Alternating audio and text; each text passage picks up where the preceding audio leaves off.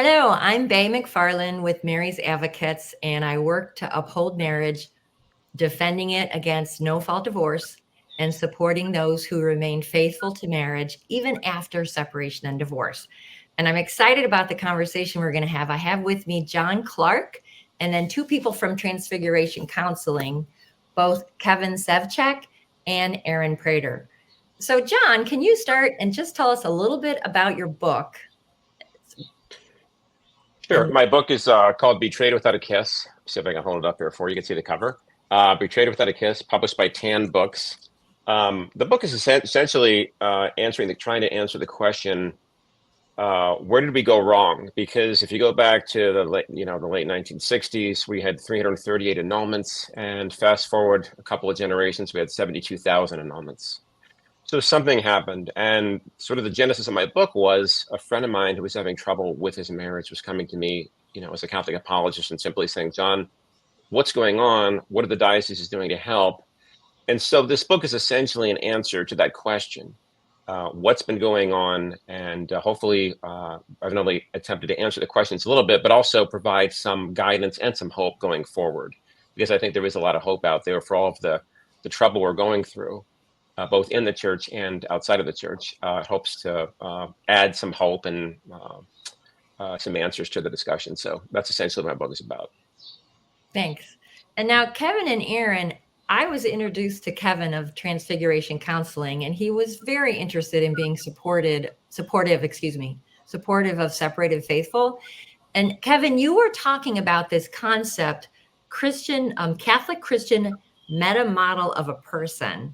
And then Transfiguration Counseling is a little bit different than your local person who puts a sign on their door that says, I'm a Catholic and I do counseling. So could you explain to the listener, who's I'm hoping is separated faithful, what is that concept and how is Transfiguration Counseling different? Sure. Well, thank you so much for inviting me to be here today. It's a great pleasure. And it was a great pleasure and honor for me to be present for the Mary's Advocate meeting. That was very enriching to me to be able to meet you all.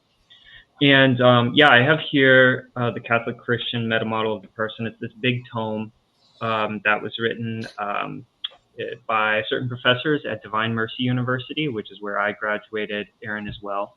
And basically, it's how do we get anthropology from a Catholic Christian perspective?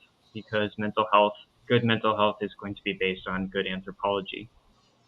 So really getting that anthropology right from a philosophical, thoroughly Catholic perspective. So it's really an impressive work that was created, and I feel really blessed to have it as part of my formation that I learned that. As far as Transfiguration Counseling, we are an agency, private practice, owned and managed by Dr. Jerry Crete. We have 10 counselors presently across the Southeast, including, I think we have a counselor who's licensed in New York as well. So we cover a good swath of the country. I'm in Georgia, and we see people who, anyone who wants to come to us, but most of our clientele are people who are really interested in integrating an authentically Catholic worldview into their mental health and into their therapy. That's great. Erin, do you come across very many people who are hold the perspective that Mary's Advocate supports, where they're separated or divorced, and they're very interested in upholding their marriage promises, even in that situation? Do you see much of that? I think I have seen that once or twice, but it's not incredibly common. And I'm curious if that's your experience as well. Well, Mary's Advocate's website is clearly for people who have that perspective. So they do contact me, but the people who contact us sometimes say that we're the first group, we're the first person they found that has that perspective. It's like there's pressure out there to consider yourself not married anymore or free to go find your new partner and all those kinds of things. So why people don't hold that perspective more, I think it might be because of the voices and the teachers, both outside the church and inside the church. Sad to say. Mm-hmm. You know what I mean?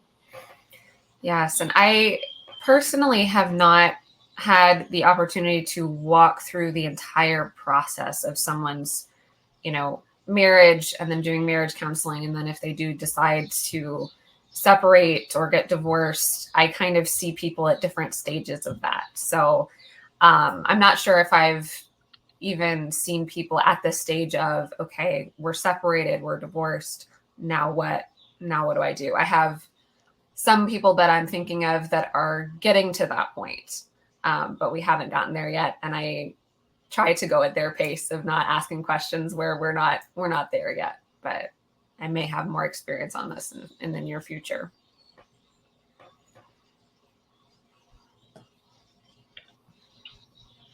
Yeah, I mean, I can speak from my own experience. Clinically, I've seen people who have broken marriages, are in states of separation, and who are committed to remaining faithful to their vows, and it constitutes a great trial and cross for them. And that was my impression when I met you all at Mary's Advocates as well. It sank in for me more deeply.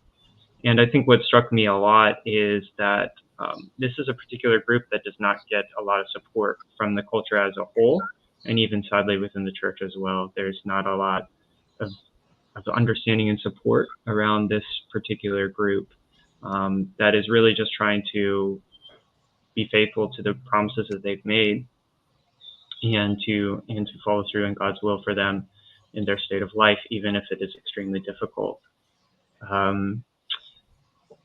I can think outside of my own private experience, clinical experience. I can think in my own personal life, and just the sadness and the pain that there is for so many people, regardless of whether they were married in the church or not, regardless of whether their marriage, if they go through an annulment process or not, right, and the declaration of nullity is received or not.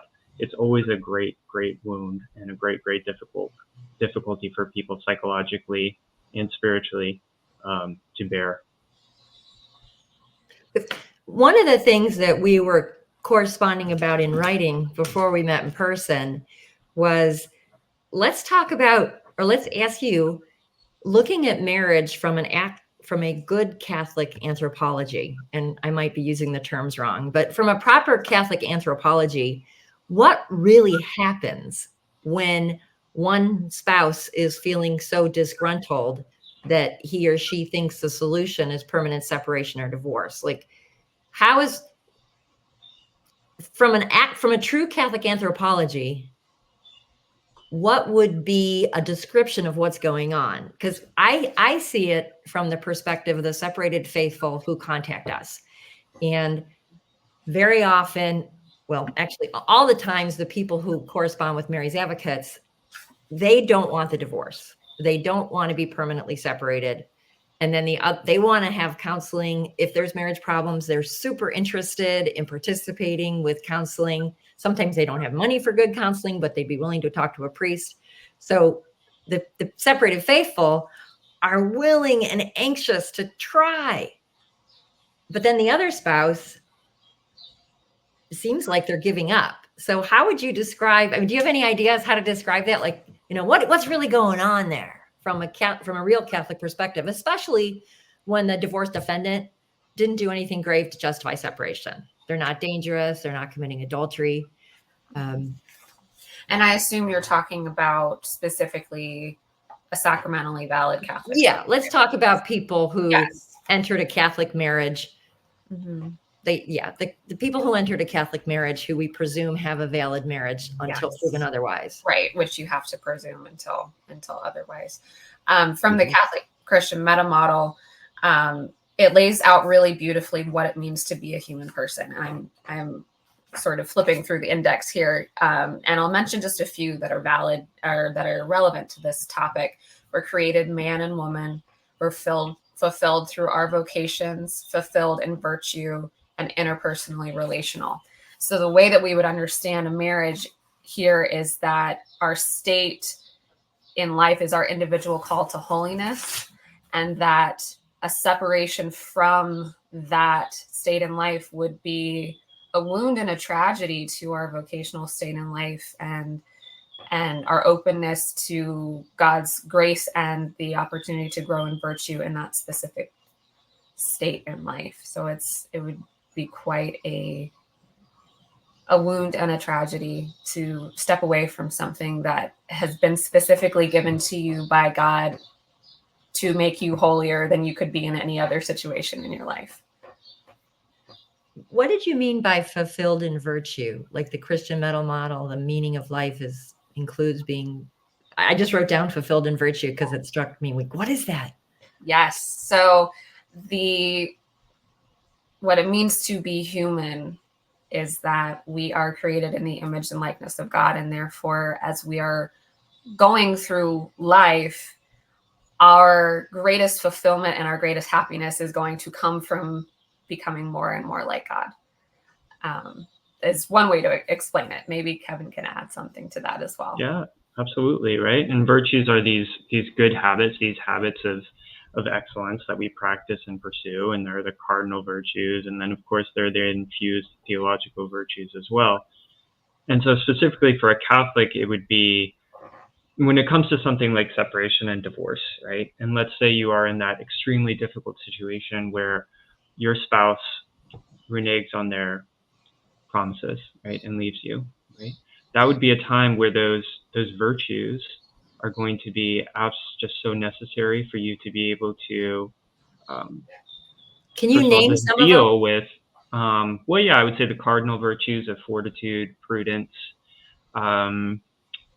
fortitude, temperance, and help me Justice. out. Justice. Thank you so much. Yeah. Justice. Yeah, exactly. Right. Family lawyers. Yeah. I know that okay, thank you so much. Yeah, in the vocational section of the meta model, it also specifically mentions courage when it comes to marriage. It's going to take incredible courage. Yeah. Because I think you guys could add some beautiful examples because of what you're talking about. I think it sounds great already. I'm excited about it. So it's like for the separated faithful person whose spouse has reneged, like what would prudence look like? What would courage look like? Yeah. Well, that is an excellent question. And, therapeutically, if I were to walk with somebody on that, as a therapist, right, I'm generally going to lead with questions.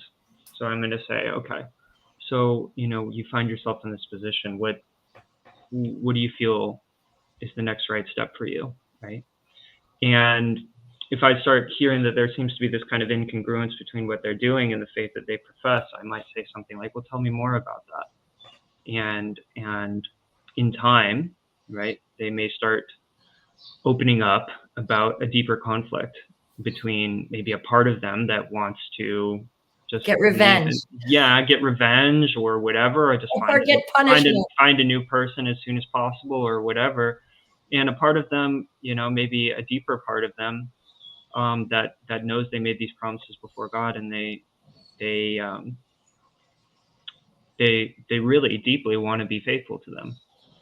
So the therapeutic process can be an incredibly powerful way that people can come into touch with deeper aspects of themselves that indeed want to remain true to what they've promised. And in that, they'll discover whatever grace God is making available in that moment, whether it's an actual grace to pursue something or to tap into the sacraments and sacramental grace and so forth. And then that, of course, would lead to the theological virtues as well, faith, hope, and love. And the deeper we tap into our spiritual lives, the more those graces will be operable, and those virtues will be operable in our lives as well. I just actually wanted to backtrack a little bit because I think this is kind of a key part, at least from my research. You both mentioned, and I thought very, rightfully so, that this process, you both referred to the process as a wound. The issue, when I was doing research for so many dioceses, annulment is not viewed as a wound at all. It's quite the contrary. It is viewed as a great blessing. It's a freedom.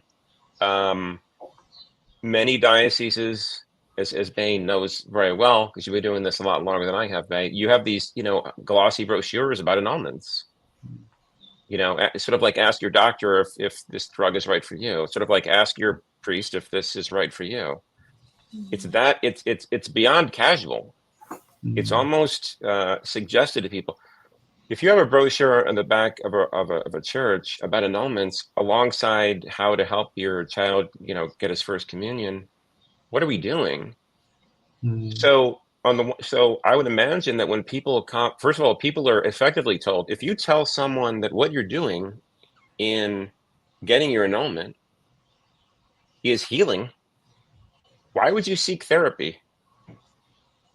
Right? Do you get what I'm saying? In other words, you shouldn't have a problem. This is a healing thing. It's done. Let's get past it. Add that to the fact that an immense number of annulments are based on psychological incapacity to consent, right? So in other words, what people are basically saying is what the panel is basically saying is that there was a psychological issue here. That's why this marriage never was. It was a putative marriage. We only thought it was marriage, but there was never marriage confected. So on the one hand, we're telling people that there was a psychological problem at the get-go.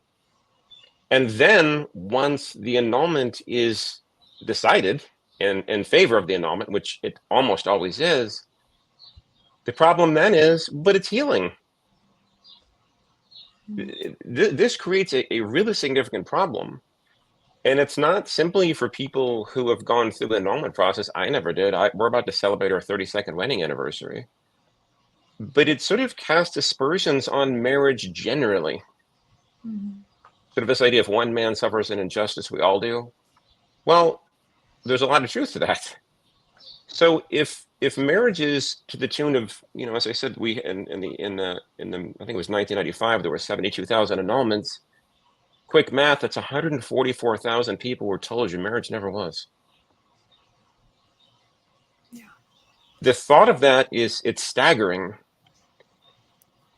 Because once you start questioning the sacraments, you're beginning to question reality. And, I'm not in your field for sure with therapy, but it seems to me that much of this goes back to Aristotle's definition of truth, which is the mind's conformity with reality. That's not the strength right now in the annulment culture. So again, I think that one of the reasons people may not be seeking therapy is that the diocesan offices are saying, well, you got the therapy, it was the annulment, you're good. And I think that's troubling. Does that make sense?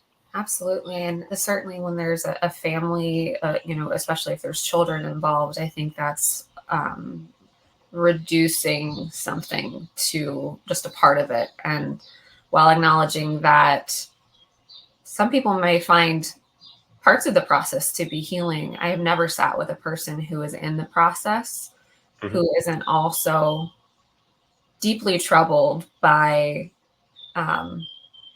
the fact that at some point the church said that you are married and now they're going to say that you're not.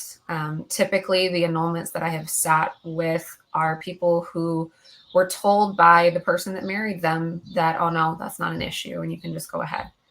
So there's a deep betrayal that people are feeling from the clergy that told them that they could go ahead despite these impediments that were present. And I've heard all sorts of things where it's you would think and hope that they were more clear to people, but people have been very much deceived. So I think it is important to talk about that. Even if you go through the process and you find healing in it, it doesn't mean that you get a do-over button.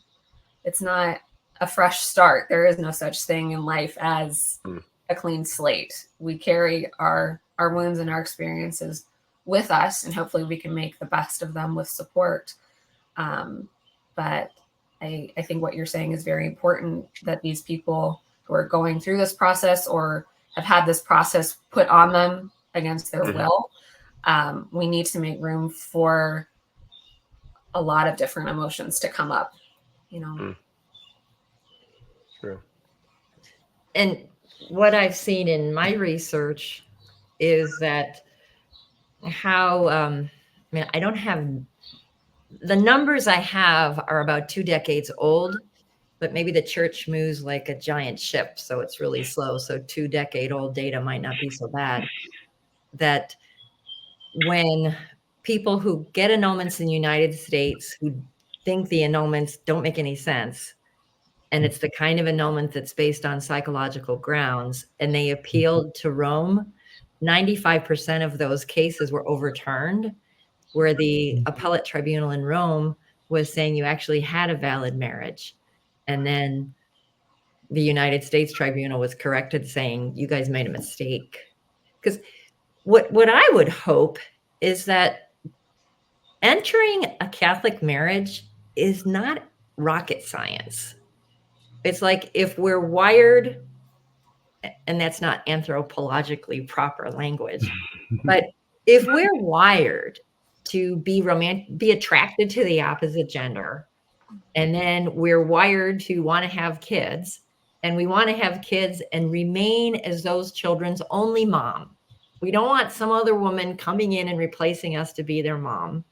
And then when the children are born, they want both mom and dad.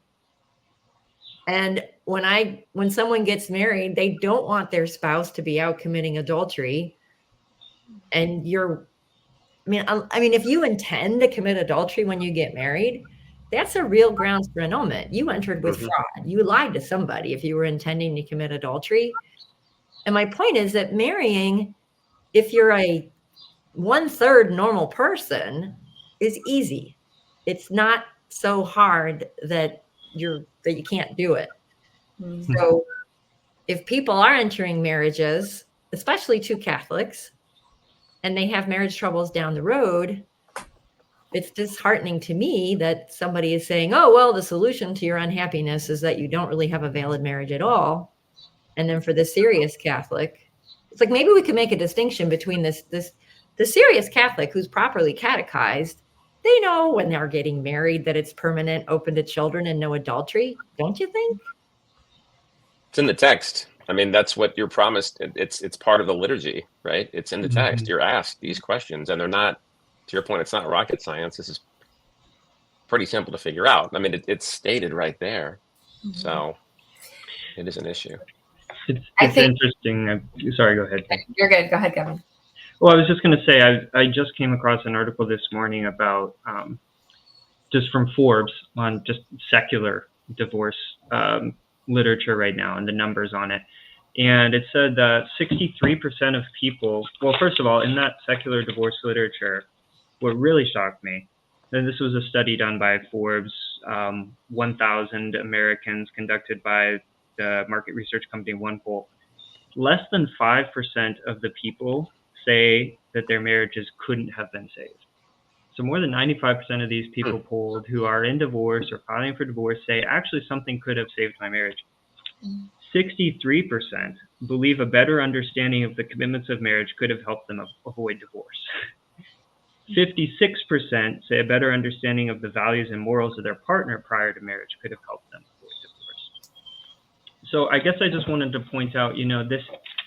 I think what we see happening in the church is happening in the wider culture as well, right? Yes, marriage theoretically is very simple, but these impediments people are finding, with these things that you would think would be simple, people are finding happening outside the church as well, that it falls apart, and they look back and they say, well, what could have helped? Well, I should have understood what marriage actually involved before I got into it. So I do wonder to what extent, this is at least partly a catechetical problem, now moving back into the church, a pre-marriage catechesis problem. I wonder to what extent that's part of it, and what other factors are involved as well. And I guess just one last thing I would say, entering into marriage, perhaps it's in many ways a simple thing, or it's a unitive, it's a union between a man and a woman.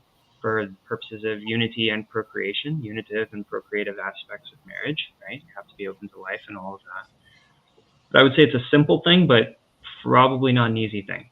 And so that's what I would love to, to hear from both of you. As Erin and I were talking before, we'd love to hear from you all how you feel Catholic mental health professionals can be an aid, right, to people who find themselves in the situations of separation, unwanted separation or divorce, as well as people who are in marriages now, as well as perhaps even before marriage, right? How can we be aids to help people in that?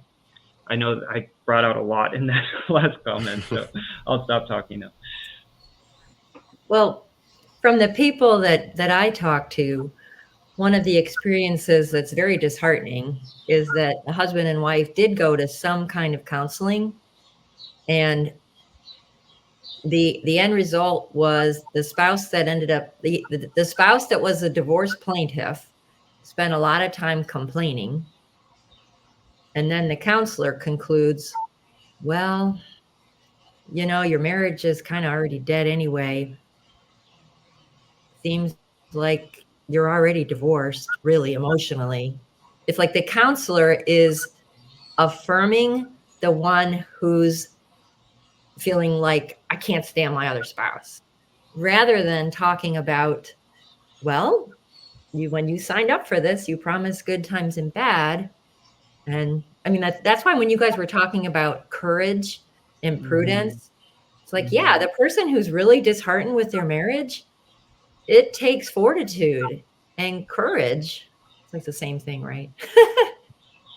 Pretty close. Might be a slight Anyway, so yeah, one thing would be for the counselors, never, never, never to affirm the person who feels like the solution is divorce. Sometimes, yes. In a case of actual danger, not you feel like you're walking around emotionally upset, but if it's really dangerous, okay, separation, that's okay. But separation is very different than divorce. Mm-hmm. So I would just add to that. So in terms of from the perspective of therapy, I think that people need to be, I'm not sure of the right term I want to use here, but people need to recognize that the fact that they feel the wound is legitimate. Mm-hmm. As I say, I think that when it's referred to as healing, that's just adds to the pain, I think. People will say, I have a friend of mine who's, and we all have, sure this happened to all of us. I have a friend whose wife left him for reasons who knows, you never get on the inside of a marriage. But people are, basically what people hear from their friends is just move on. You've had an annulment. And to Bay's earlier point, if 19 out of 20 marriages are appealed, if annulments are appealed to Rome, and they're saying, no, you actually have a marriage. Mm-hmm. The marriage is valid, the annulment was not valid. So to say to someone, well, why don't you just move on with your life after all your spouse left you? These are people that are just, they're suffering. Mm-hmm. And I think that they're not having their suffering legitimized. And I would imagine that there is an entire section of therapy that addresses the issue of when someone actually has gone through something very difficult. To me, the standards are heroes, the people that are standing for their marriage. They're just quietly, they believe that their marriage is valid. If you're from a diocese, I think Bay knows this better than I do. I think there were, at last check, 14 dioceses that if you applied for an annulment, you got one. Mm-hmm. Total of 0 came back, no, that's a real marriage. It's sort of an automatic, I refer to it as a worn out rubber stamp annulment stamp. It's really sad. And very few people offer any sort of even questioning of this process. Yeah. But I think that from the perspective of therapy, people need to know that the fact that they feel wounded is legitimate. I think that, I know I'm not using great terminology here, but I'm just saying from sort of the layman's perspective, I've seen people who have those wounds, and it's very sad, and you try to offer them consolation. But the church is not offering it. And for people that I would say from the perspective of for marriages that are doing fairly well, let's start with the premise: there is no perfect marriage. Okay. Well, Mary and Joseph is probably a perfect marriage, but after that, so marriages go through difficult times. That's true. But the problem, I think, now with the structure we have is the first time that couples speak to their parish priest, it's probably when they're in trouble. That's a problem. And so I think there should be therapy available at the parish level for people that are just, maybe your marriage needs a checkup. Maybe it's just something to talk about. Let's talk about this before problems begin, because as I say, the first time that a couple approaches a priest is probably when they're already divorced or having significant issues. As you both probably know, that in America right now, in every diocese, the diocese mandates that you get a civil divorce prior to an annulment hearing, not an annulment decision, an annulment hearing. So before you can even sit down at an annulment tribunal hearing, before you sit down at the table, you have to have a divorce certificate in hand. I can't imagine a worse scenario. Because to your earlier point, Kevin, 95% of couples, maybe they could have worked it out, right? That's at the non-religious level, right? So when you start thinking this is a sacrament and realizing it's a sacrament, I think that a lot of marriages are healed. To Bay's, notwithstanding Bay's earlier point that some couples should be separated, correct? 100% agreed. But when the opening salvo in the discussion of whether a marriage is valid is civil divorce, that's a problem. So what do you do then? So if somebody goes to a therapist and says, well, what can you do for a marriage? You could say, well, I mean, he or she could start by recognizing, well, you have a civil divorce. You had to bring that before you even sought this. And by the way, this is all in contravention of canon law, because canon law says that we're supposed to help the couple reconcile. And the system is problematic. The more that I delve into this for the book, somebody would tell me something like, you have to have a civil divorce prior to an annulment hearing, and I thought, there's no way that's true. And then I found out it was, and I thought, oh my goodness. And so I think there are a number of levels. The other part of this too is, and I think in terms of marriage preparation, I think that's a wonderful time to speak to a therapist, right? To go in. You're entering a new stage of life. You're entering a vocation.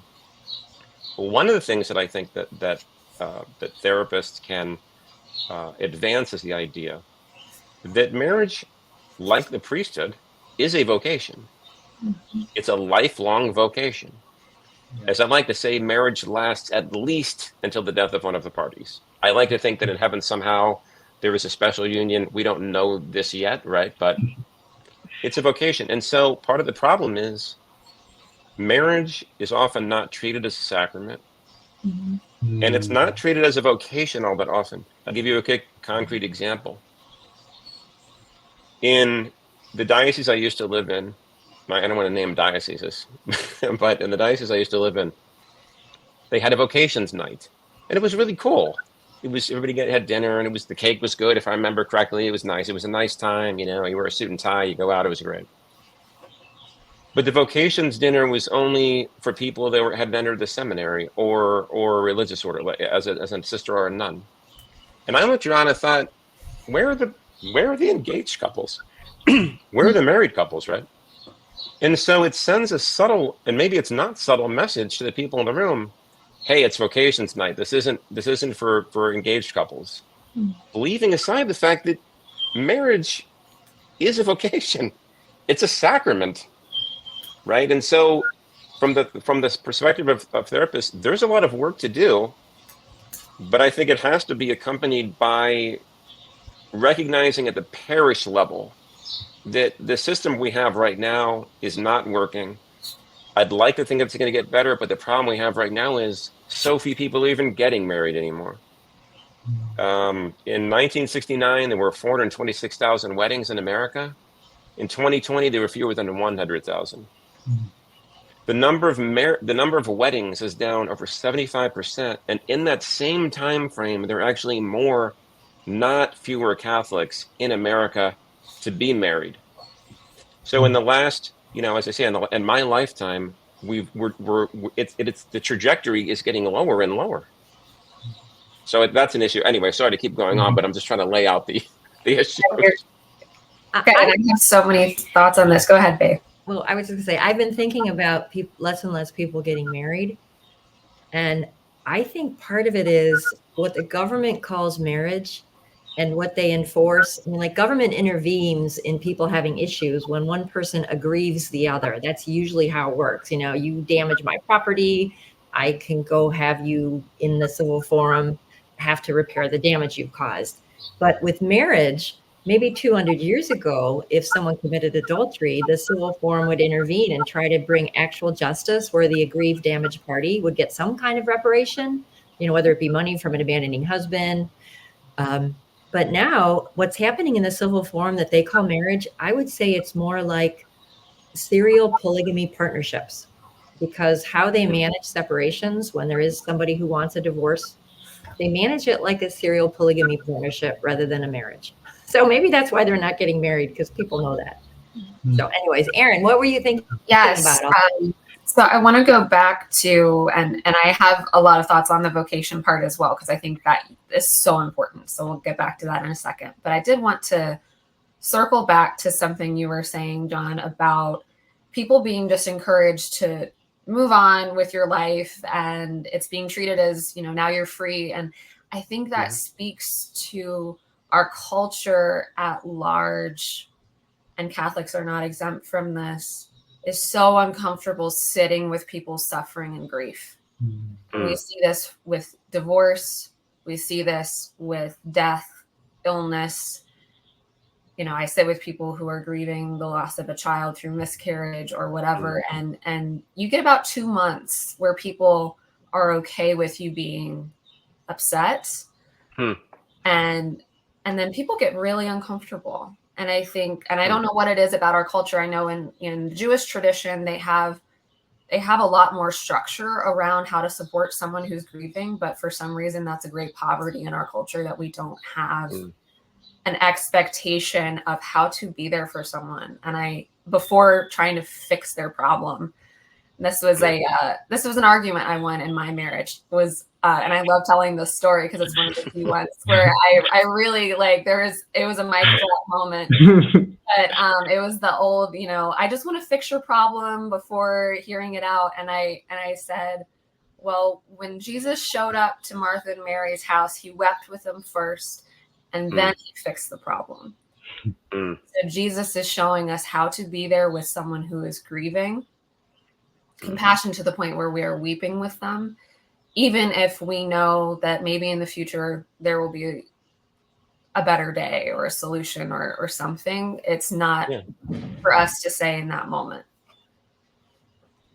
So I would challenge not only therapists who may be like, no, you can get an annulment. It's going to, therapists certainly need to slow down and just be with people who are really hurting from this.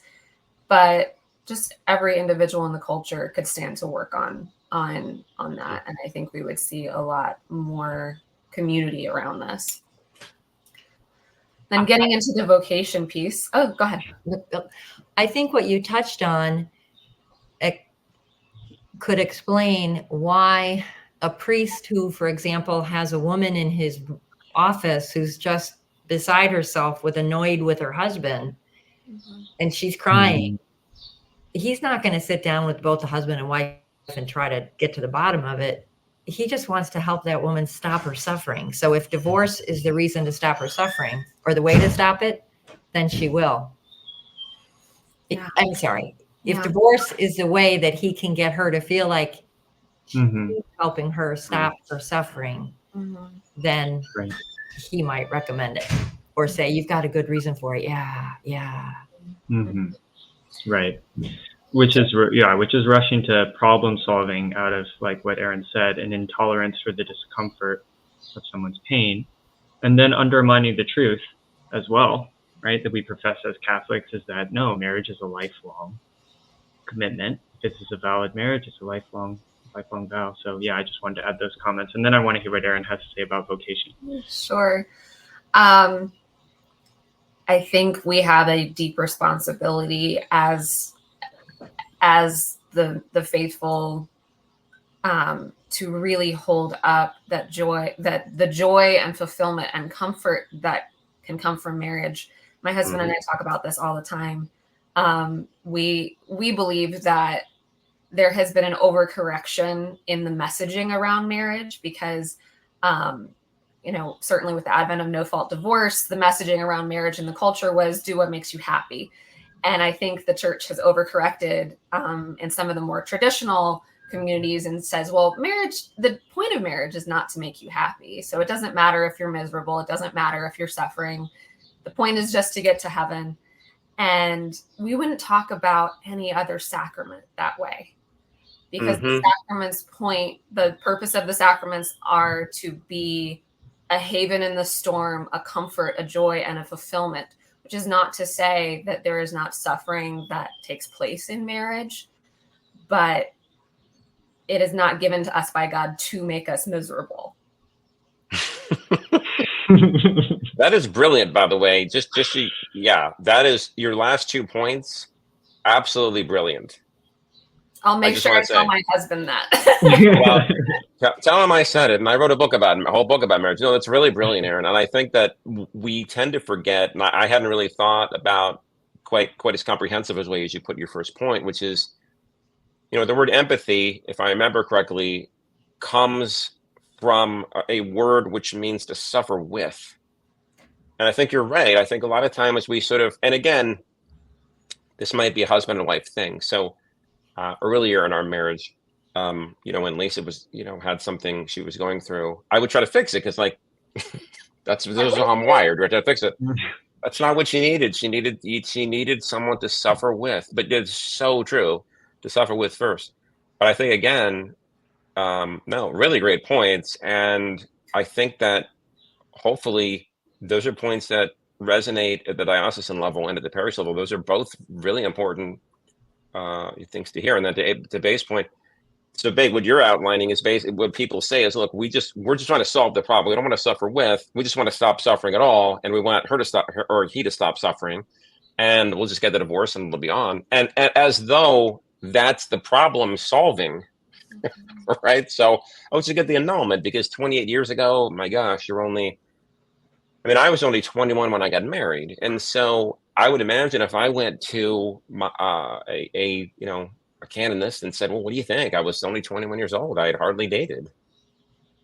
The Canon Law Society of America actually puts this out there as, well, if you've had a limited dating experience, that could be a sign that you don't have a valid marriage. And you think, if I remember correctly, the Mother of God didn't have any dating experience, and she had a great marriage. So I don't know what we're talking about. So it's sort of like this sort of, I don't know. Again, the problems are deep, but I'm really glad you're making these points. And in case I forget to say this, you are really doing God's work in this, because this is really what people need, what separated spouses really need. They need somebody to listen, to understand their pain and suffer with them. This is so important. So God bless you for doing this. This is really, really great. Thank you so much. That means a lot. Erin, I wanted to ask you a question, and the same question to Kevin. What would you say to I'll just say example, the woman who's really disappointed with her husband? She actually really is. And he's kind of overly angry sometimes, but it's not like dangerous, but she's really disappointed. So what would you say to her from a Catholic perspective to encourage her, hang in there, there's good that comes out of this, even though it really is a big disappointment and a lot of annoyance, whatever. There's that one. And then also, what would you say to the woman who wants to keep her marriage together and the other spouse left, and he refused to cooperate with any kind of counseling to help address the issue? So both of these women, there's a huge suffering. So what's the good in it? What's the benefit in it? What's the growing in virtue in sticking with it?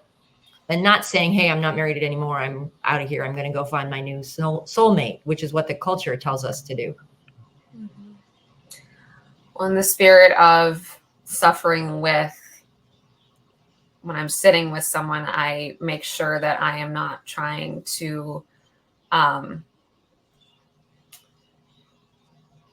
make meaning of something when they're not ready to hear that yet. I think it's really important to stick with how hard it is. And usually the person themselves will bring up that inner conflict of like, I am so disappointed, but it's important to me to stay, to stay faithful to my marriage. And that's where me affirming it can come in. But I'm careful not to rush that process. So I'm not going to give them sort of the answer, so to speak. I'm going to make sure that they really understand that I get how hard this is, and that it takes an incredible amount of courage to, and among other virtues, to live faithful to their vows when they're not getting a lot of support in that area. For either one, either woman would get. Sure. So maybe it's not really the role of the therapist to give like moral advice. That's like, if you have a Catholic anthropology, you still, I mean, I'm throwing that out like I know what. Like if I was miserable and I thought I didn't have, I thought I should only have one foot and I wanted to cut off my foot. I'm coming up with the most stupid example. Right. I hope you would tell me, well, you actually need 2 feet. Like there's sometimes where you, I think, would say, whoa, that's absolutely wrong. Don't cut off your foot. I think very rarely is it to such an extreme where I would feel that it's my duty to tell someone what to do. For a couple of reasons. One, it's important for a person to be sort of the hero in their own story. So if they're going to make the decision to stay faithful to their marriage, it has to feel like they really had ownership over that decision and that I fully support it. But it wouldn't be for me to pressure them into that. And then I had another thought and it escaped me. So I'm going to cast it over to Kevin, and then I'll see if I remember it. Sure. No, you bring up an excellent point, Bae. And I think there are general principles, but there's not necessarily a hard and fast rule about in all cases, right? You never, in general, as counselors, professionally, the professional ethics say we refrain from directing the decisions that people should make in their lives. That's just the general counselor ethics. And as licensed professionals, in order to honor our licenses, we have to generally follow that principle. Now, of course, as Catholics, if a client comes in and we know we share and we advertise that we share these Catholic values, right? And as a Transfiguration Counseling, right, we share with people that, we are all Catholic counselors. We, are fully faithful to the magisterium, etc. So people understand that coming in. Then, like Erin said, when someone comes up, our first role as therapists is to be with someone in their suffering, right? And to help them process that suffering. Then beyond that, what usually happens when you give someone the space to feel heard and valued and respected, then usually the inner conflicts will come up, right? And so then the client will start to say things like, but I know I can't leave, right? I know this is my place. And kind of like what I talked about before, if someone who is a Catholic doesn't say that and says, well, I'm thinking about leaving, right? And then I might lean in with something like, well, so tell me more what that is like for you, right? And to see that inner conflict will likely come up. Well, I know what the church actually teaches about that. Okay, so tell me more. So what's that like for you? Is there some part of you that finds that really difficult, right? So yeah, in general, right, it's not our role to be the moral theologians, to give people the rules of this is what you do. That's more the role of the clergy. Our role is more to be the specialist in the process of healing and really sitting with the emotions, right? To give space for that. If somebody did get to the place recognizing the conflict and they wanted to uphold their marriage promises,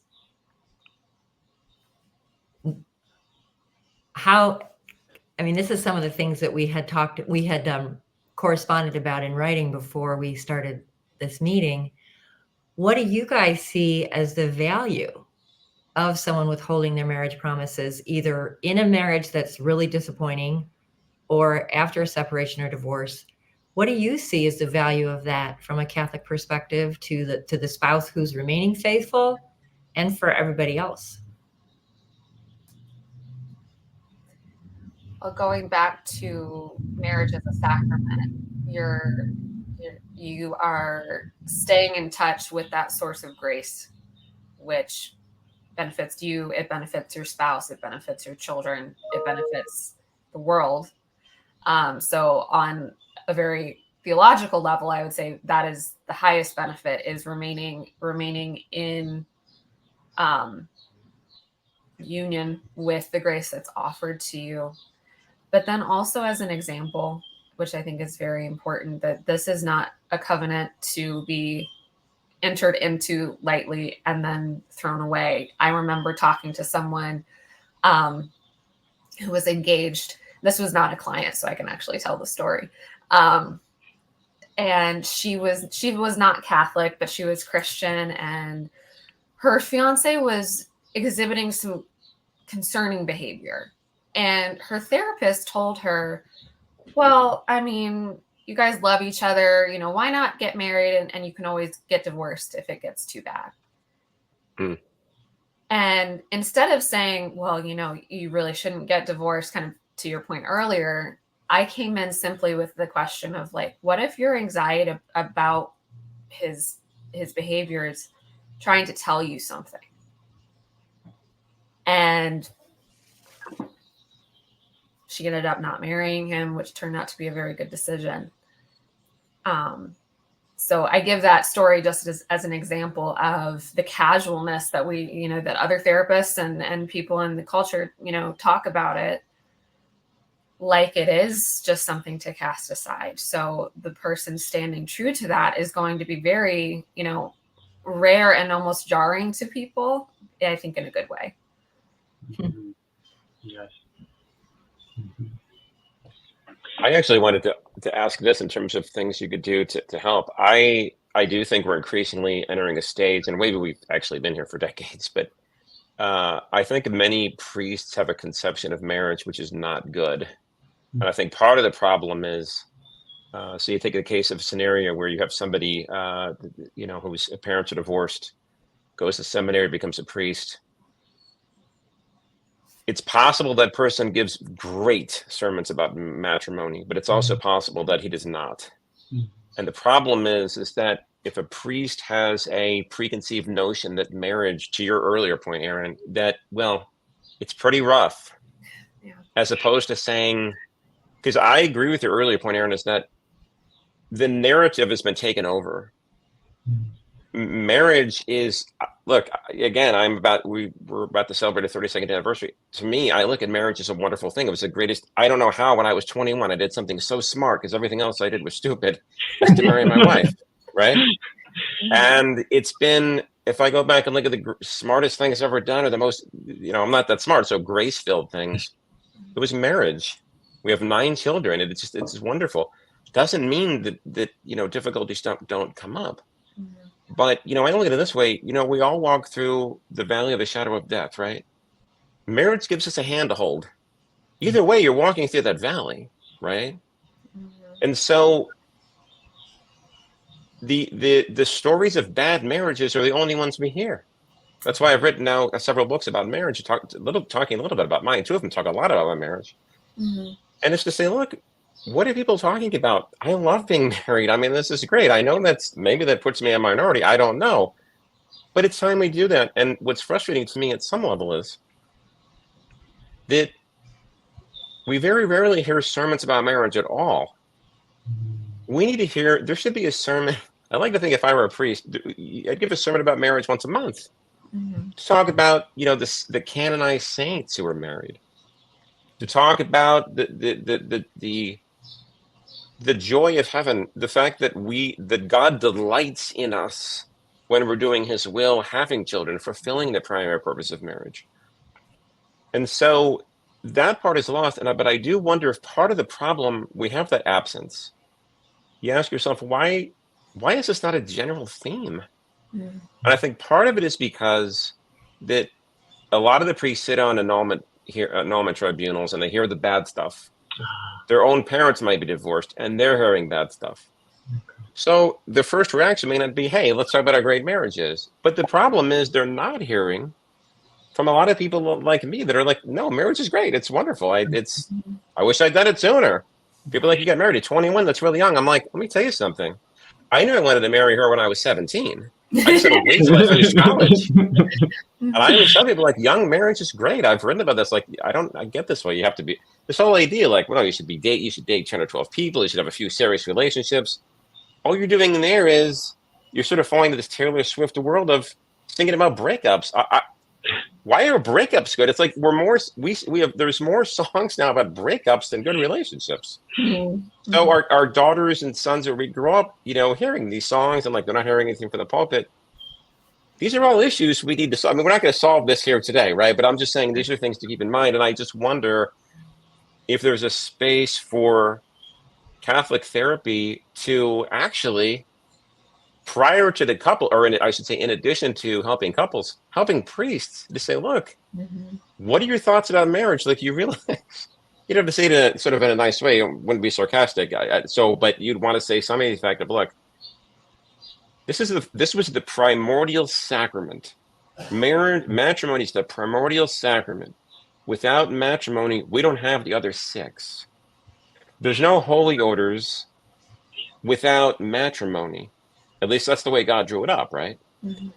And so we just need to hear more about it. And I think if you can speak glowingly, which Saint John Vianney did, as the patron saint of parish priests, speak glowingly about marriage, that's going to do a lot to help people who are maybe having trouble and think, I didn't realize it was this important. I think I do want God to delight in me. I want to be able to be, a good husband. I want to be a good wife. I think that people will really respond to that. So it's just a thought. I don't know how you could make that happen exactly, but I would think there's a pretty significant for priests that are willing to go through therapy. Mm-hmm. I could imagine that would be an extremely positive thing, not only for the priests, for the entire parish and for the dioceses. Yes. And I think to your point earlier, the first time a lot of these couples are going and having a face-to-face conversation with their priest is when they're already in trouble, which I think speaks to sort of the isolation of both the priesthood and the married couple. And I think it's very important that we have more community and more friendships among people of different vocations so that they can actually see, how things are going, not just when things are falling apart. A lot of, I forget what study it was exactly, but there's a number out there in the marital therapy community that a lot of couples come to counseling about 7 years too late. Oh, wow.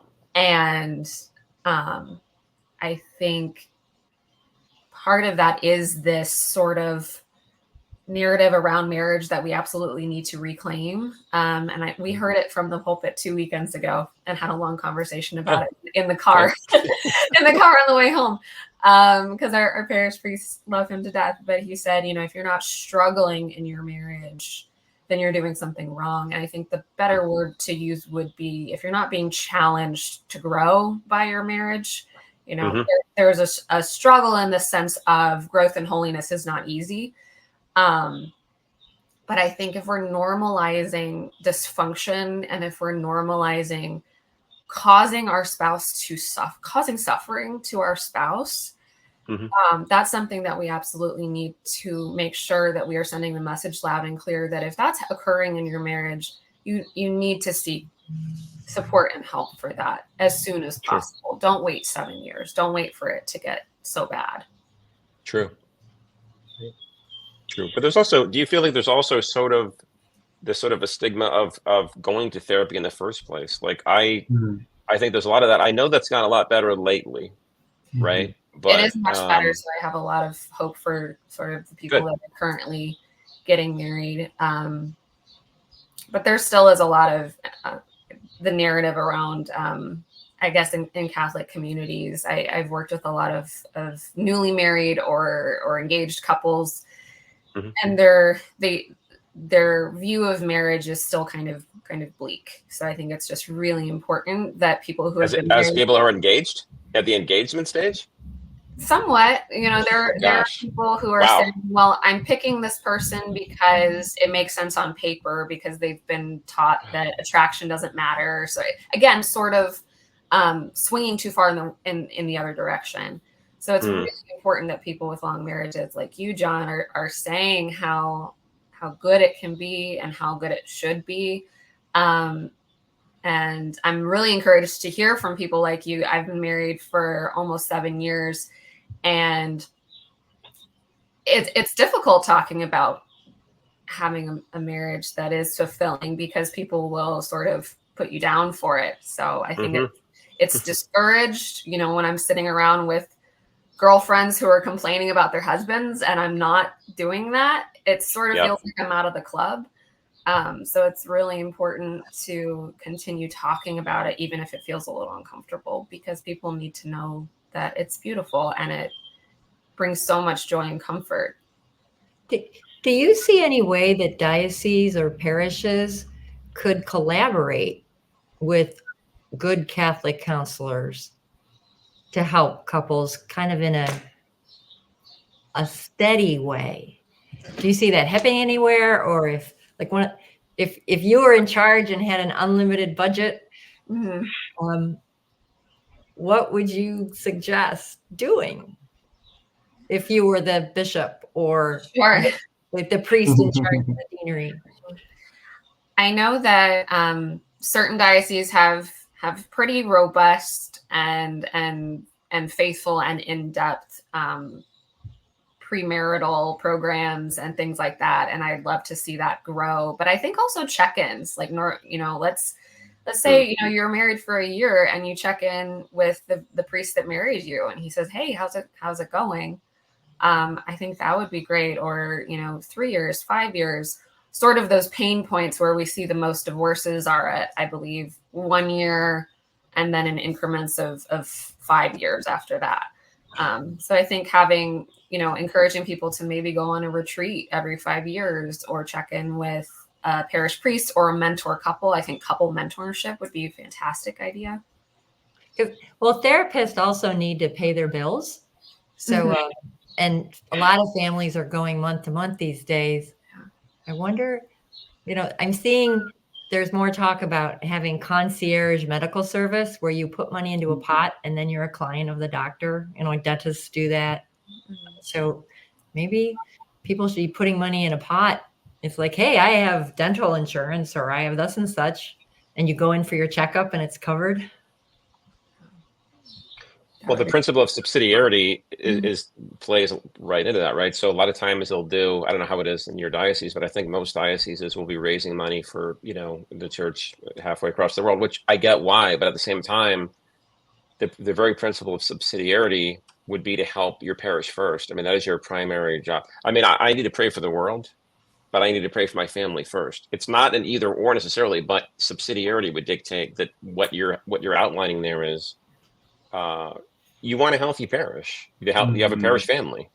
Parish families derive from families. Yeah. So I think whatever you're doing to help the family, I think that's a great idea. Hopefully people are listening and start paying attention to that, because we're trying to help. This is a sacrament. These are people's lives. These are children. And a lot of times when this comes up, we think far too little about the children, especially going back to the healing thing. Well, I always say, tell that to the kids. Don't tell me. I mean, tell it to the children. I mean, it's really hard. So that's a great idea. Right. I have just a few points. One, yes, love these practical ideas. Yeah, I would love more opportunities for workshops, retreats where parishes and therapists collaborate. I think that could be a wonderful thing.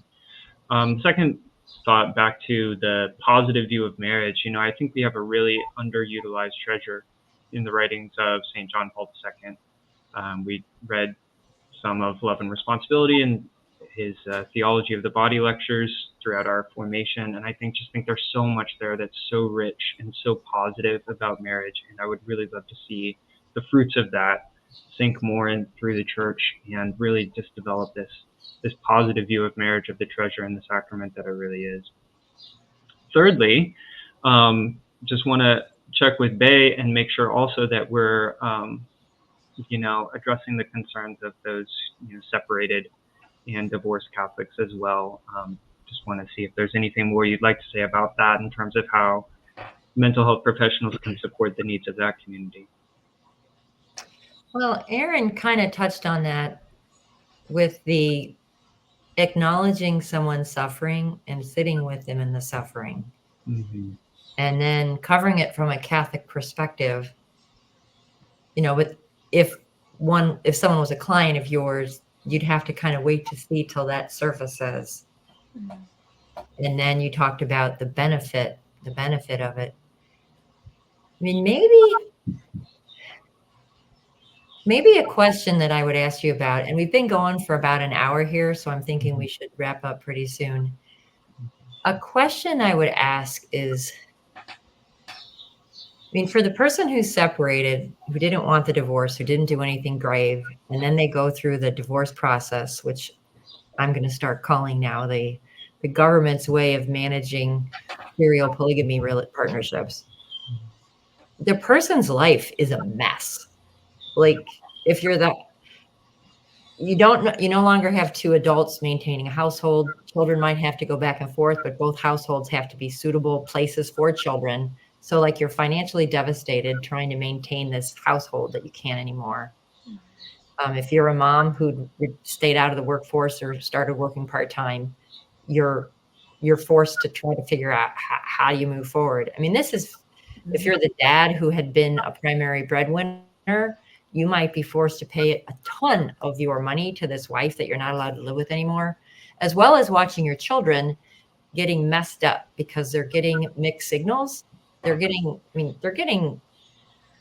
signals that are 100% contrary to the Catholic understanding of what's the meaning of marriage and what is your place in this world, because your place in this world is supposed to be, you're a child who's getting your natural right to have a mom and dad working together to maintain a household. Like, that's the secondary end of marriage. Besides this begetting the children, it's the upbringing of the children with mutual help from both mom and dad.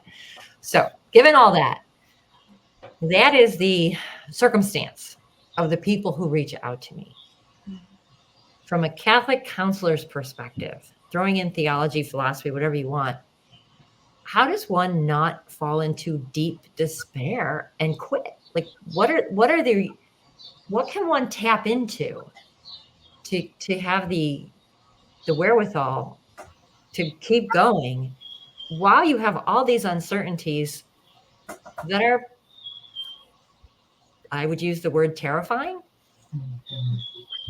But I mean, other people have terrifying things happen. They get in a car accident and they're paralyzed from the waist down. So there's terrifying things, but what would you say? Do you have anything to answer to that?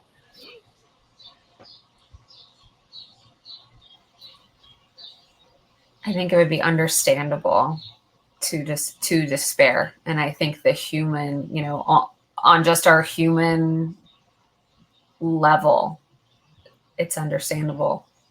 And I think encouraging people to get really close to the sacraments is really important, because there's no way you can get through it as just on your own.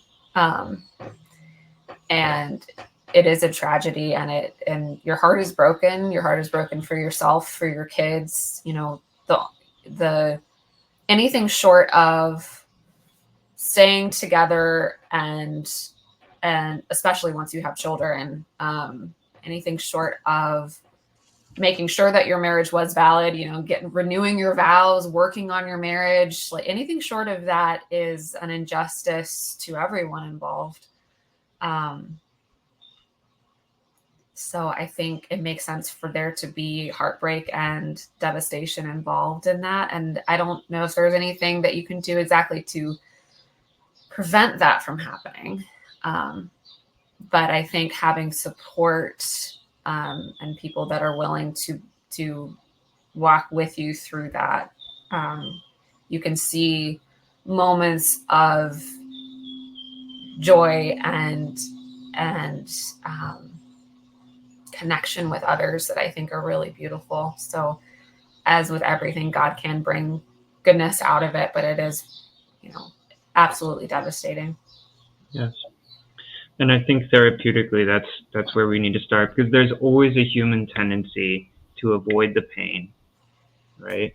But the really unique thing about therapy, well, one of the things that can happen in a therapy process is to provide that space where it's safe to feel the pain and to be with someone who can guide you into feeling the pain, right? Rather than trying to avoid it, as probably most of us do throughout most of the day, right? So beginning with feeling the pain, then moving into, okay, now how do we heal the wound, right? And how do we cope perhaps with this ongoing situation that is in fact very difficult, right? And what are going to be the sources of strength for us through that on the natural level and the supernatural level, right? So supernatural, yes, tap into grace, tap into the grace of the sacraments, tap into the grace of prayer. And then on the natural level, right, how do we heal psychologically? How do we develop the virtues? How do you find things in your life that you enjoy doing that are going to give you some sense of psychological strength and accomplishment? How do you have a good support system? How do you just do well as a human being on the natural level, and really work with both those hands, right? The natural and the supernatural, right? And of course, the supernatural is what is unique to being religious, but being Catholic, and specific the access to grace that we have as Catholics, and really helping people to tap into both of those riches. I really love that. There's one last question I want to ask both of you. And you've talked about healing the wound. One of the things separated faithful say amongst themselves and chuckle is divorce, the gift that keeps on giving, because it's not an incident that occurred at one time. It goes on for as long as both spouses are still alive. So when you say heal the wound, well, the wound just gets reopened when there's a first communion there. The wound gets open when the abandoner has his new girlfriend show up. So it's almost like, what does healing look like when the wound keeps going? Yes. I think it's important not to think of healing as that like do-over button. Like, well, once the wound's healed, it's as if it never happened. This will be a part of your story for as long as you live. And I think where I would say what you could expect from healing is not that you won't still have pain come up, but that you build your life around this event in your life and fill it with richness and connection and meaning in other ways, so that as your life continues, you have sort of,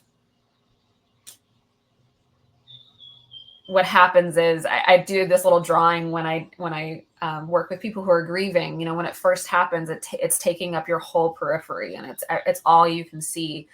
And as you continue living your life and you have more experiences, it starts to become a smaller part of your story, just in the sense of, years have gone by. So it'll be smaller and your points of pain will be fewer and maybe further between, but it will always be there. It's your job to build a life around it. Yes, I mean, I agree. And so many times, as a counselor, what you just said, Bae, is a challenge for so many clients that I work with. How do you heal a wound when it seems like the wound keeps getting reopened? And what you might have to do in therapy is acknowledge that, okay, maybe this isn't going to be healed quickly. Maybe this healing process is something that's going to take some time. And there are no easy answers. And giving someone the space to feel that and to tap into that, and rather than avoid that, very often is how it begins to open up that people begin to realize all the resources that they have inside themselves, but also outside in their community, to function well and actually to begin healing, even if it's just a little bit at a time. Good. I'd like to just add something, I think, I think what people, at least from my perspective, have needed to hear in the interviews I've done, and this is maybe something that has a practical application in therapy. So I think people need to understand that they're acting heroically about a sacrament.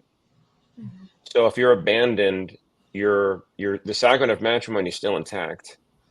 What this does do, by you standing for this and recognizing, no, this is a sacrament, you're strengthening the church by standing. You're doing something incredibly heroic. And, I'm about to give a talk at a retreat. It was at a couple of months, and what I'm going to just really try to stress this point is that your marriage makes mine better. Your marriage makes everyone's better. Your marriage makes the church better. The fact that you are standing heroically, because I think when people are suffering, I guess part of suffering with would include recognizing that there is a value of suffering. I mean, this is obviously a very Catholic theme that goes back centuries. There's a value to that suffering. That yes, the suffering is real, but God will still give you the grace to get through this and more besides. That's what is promised us. And so I think that if people realize that there is a point to this, and there's this heroic point, and it can be a real font of grace. I think if they realize that can really help people. I think anyway. I mean, whenever we're going through suffering, I know that I always like to tell the story about my dad. My dad is because there might be an application for this too. My dad was an amputee for about almost 30 years, and I would go and watch baseball games with him. He'd be at he only had one leg, but he had part of another leg. And part of the problem is that the mind doesn't want to accept the fact that the body part is no longer there. So we would have what's called phantom pain. So I learned all about that over the course of about three decades. And he'd be in pain, tremendous pain. And I'd be watching games with him, and he'd be like, he'd be sometimes really actually crying out. It would hurt so badly, and this would happen over the course of like an evening. Some days he wouldn't feel it, and some days he'd feel it a lot, and it was all day, really going through all this suffering. Just to the point where, like, I'd be in tears hearing my dad suffer from this. And my dad always said, John,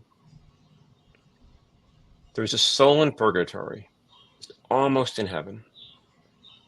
I just want to get that soul to heaven tonight. And I would say, half jokingly, I would say, Dad, save a few souls at purgatory for the rest of us. I think you're getting them all out. My father was a Green Beret, and he went on rescue missions. And he passed away a couple of years ago. I wrote a eulogy for him, and I said, my dad ran a rescue mission to purgatory for 30 years of his life. And I think that if my father had not seen that value, it would have been very hard for him to do. But because he did see the value of that, it changed his life. And not only that, but it rippled, right? It changed mine. I think it changed the lives of everybody around him, and realized his suffering is real. Okay? His suffering is real, but the value it has, and I always figure, like, they threw a huge party in heaven when he got there, because all these souls helped together.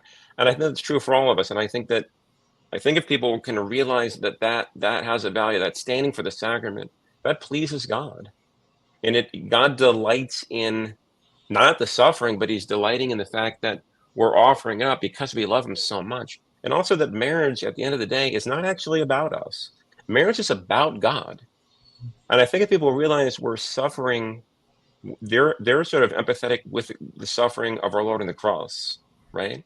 There's a suffering with Christ when you suffer for the good of the sacrament. So that's just something maybe to keep in mind in terms of people that are really going through a really hard time. Maybe that's something that they can keep in mind, that there is a value and a meaning to what they're going through. Thank you for that, John. That's a good place to close. Okay. Thank you. All right. Well, thank you, John Clark and Kevin and Erin from Transfiguration Counseling. Thank you all very much. It's been a great joy and pleasure. Thanks for having us. All right. Take All care. right. God bless. God bless. God bless. Bye-bye. Bye-bye.